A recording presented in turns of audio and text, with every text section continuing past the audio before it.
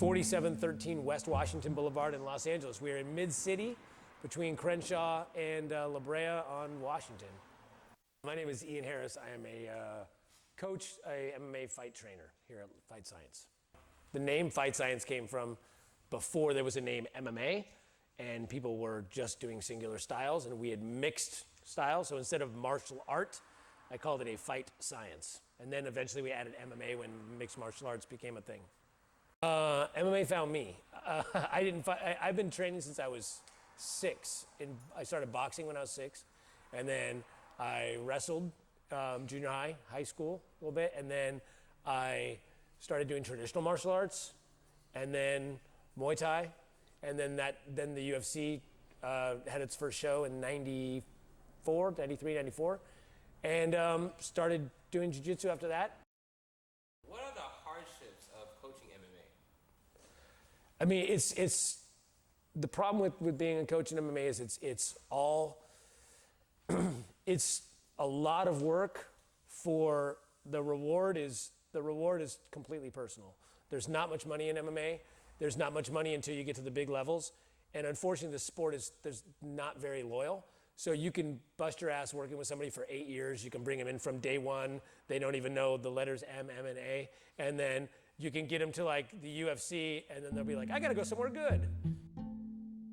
It's hard, can be hard on your family and relationships because you're gone a lot. Like I travel a lot, or on weekends I'm at fights. Like there's a fight almost every week, at least every month. So I'm always on Saturdays, Sundays, whatever it is, I'm out at fights, and I spend all my weekends, I spend all my time driving, flying, going all over places to make $100 a year off some amateur, or spending thousands of dollars for amateur fights and go places, and then you get them somewhere, and then some big gym will try to snatch them up or whatever.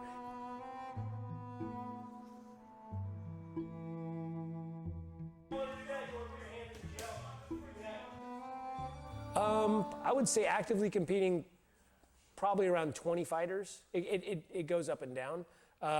Sometimes we have, it's cyclical. So it's like, I feel like there's times where we have 5-10 people, and then there's times where it's packed in here. But I think it's, on average, I think last year we had 30 or 40, maybe 50 fights last year. So, and that was probably comprised of about 15 different fighters.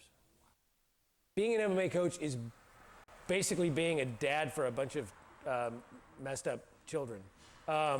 It is. I mean, look, in reality, it's coaching, training people from start to finish, from either coming in with already established skill set or zero, and teaching people all ranges of fighting, from striking, ground, wrestling, takedowns, get-ups, wall work, jiu-jitsu, all that sort of stuff, and putting it in, and then hopefully getting their mind proper to fight.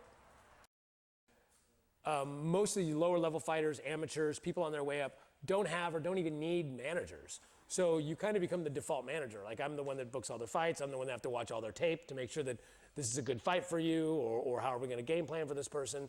Helping them with their diet, helping them get their weight down, making sure they're on it. So it's constantly saying, hey, did you do your cardio today? What is your weight this week? How much water did you drink? So all of these things are, it's all, like I was joking earlier, but it's almost like sometimes I feel like I'm a second parent to some of these kids. Some of these kids, I mean, if they're not kids, they're adults, but I feel like it's like I've got to be on them like did you do this? Don't go out doing this. Don't mess around here. This is what you want to work. So there's a lot of that, just kind of, making sure people get on their sleep right, making sure they're drinking the water, all that sort of stuff, which is just keeping their mind and their body ready for the fight, And the promoter might hit me up and go, here's a list of people I'm trying to match. Sparstar is going to be happening May 11th. I say, okay, who wants on this show? I got a 125er who's 4-1. I got a 135er who's 1-4, or whatever. Who do you have? And I'll put it to my guys and go, who wants these fights? And if someone says, I'll take that one, and then I try to match it. I'll hit them back. I've got this person for this fight. Or I have a show coming up, and I go, hey guys, who wants to fight on the show May 11th? And the guys will say, hey, I want, and then I'll hit the matchmaker up. Here's who I got. And then it's a matter of trying to match it. And it's, and the hard part is that sometimes the matchmaker doesn't have somebody. Sometimes they do, but it's a bad matchup on our end, and we don't want it. Sometimes it's a bad matchup on the other end. They don't want it.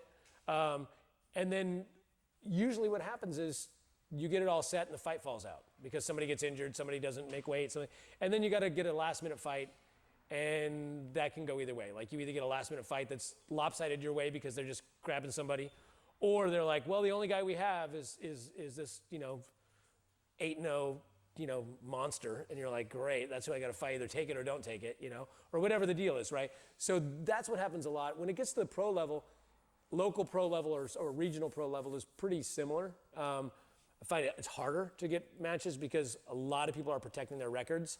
A lot of people already have low-level managers, or managers that are higher up that are protecting them, so they're like, oh, this person's 3-0, my guy's 3-0, and they're like, we're not going to fight. They're looking for somebody who's 0-10 so they can build their record, and so you got 2 or 3-0 guys who can't fight. UFC is different because the UFC tells you who you're fighting, and to get into the UFC, it's almost always a last-minute thing. So it's just like if you know you're next in line or one of the next in line, you've got a great pro record regionally, and the UFC's looking at you, and they say, hey, next, you're in line, then it's going to be like, just stay in shape because more often than not, it's going to be a fallout.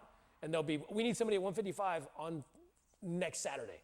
And you'd be like, I want it. And then your manager, at that point, your manager's like, oh, so-and-so wants it. And they give you a call. You're fighting in 8 days. And that's usually how you get and you're usually fighting somebody pretty good. So usually that's what happens to the UFC. And then after that, it comes down to they'll mostly match you and you generally have to say yes.